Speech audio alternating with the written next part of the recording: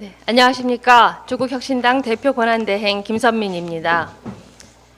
최상목 부총리에게 대통령 권한을 제대로 대행하라고 촉구합니다. 요즘 뉴스 보기가 무섭습니다. 가슴이 철렁합니다.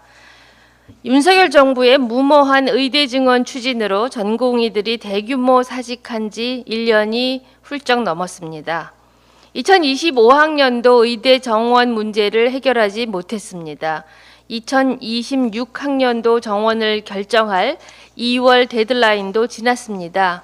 의대 10곳에서는 신입생 중 1명도 수강 신청을 안 했습니다. 의료 대란은 해결될 기미가 보이지 않습니다. 정부는 오락가락합니다.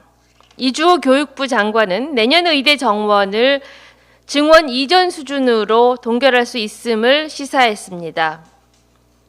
하지만 보건복지부 박민수 차관은 결정한 바 없다고 합니다.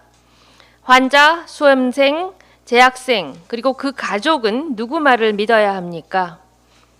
최 부총리는 헌법재판관 임명에 여야 합의를 종용했습니다. 정작 본인은 교육부와 복지부 합의조차 못 이뤄냅니다.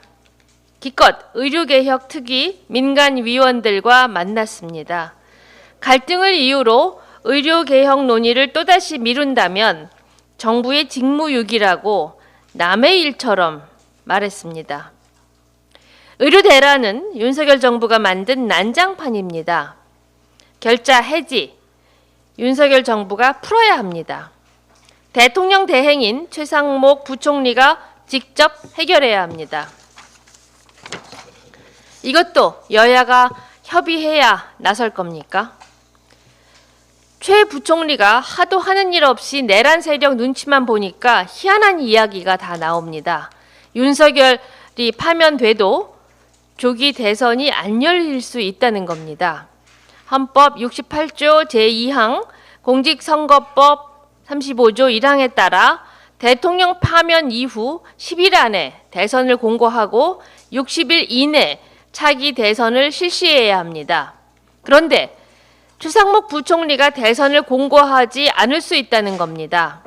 여야 합의가 되면 대통령 선거일을 공고하겠다 하거나 정무적인 판단이 필요하다며 미룰 수 있다는 말입니다. 최 부총리는 이미 여야 합의가 안 됐다고 마은혁 헌법재판관 임명을 거부했습니다. 헌재가 임명하라고 결정을 했어도 정무적 판단이 필요하다고 지금도 임명하지 않고 있습니다. 이러니 최 부총리를 대통령 권한대행이 아니라 내란대행이라고 부르는 것입니다. 교육부, 복지부나 민간위원회 뒤에 숨지 말고 하루라도 빨리 의료 당사자들을 만나 해결책을 모색하십시오. 마은혁 재판관도 즉각 임명하십시오. 내란 세력 눈치만 보는 것으로도 직무유기는 충분합니다. 혹시라도 윤석열 파면 후 대선 공고를 미루면 내란 주요 종사자가 될 것입니다. 귀하가 그 자리에 앉아 있는 이유는 국민이 뽑아서가 아닙니다. 관운이 좋아서입니다. 그 운마저 탄핵으로 날려버리지 말라고 경고합니다. 감사합니다.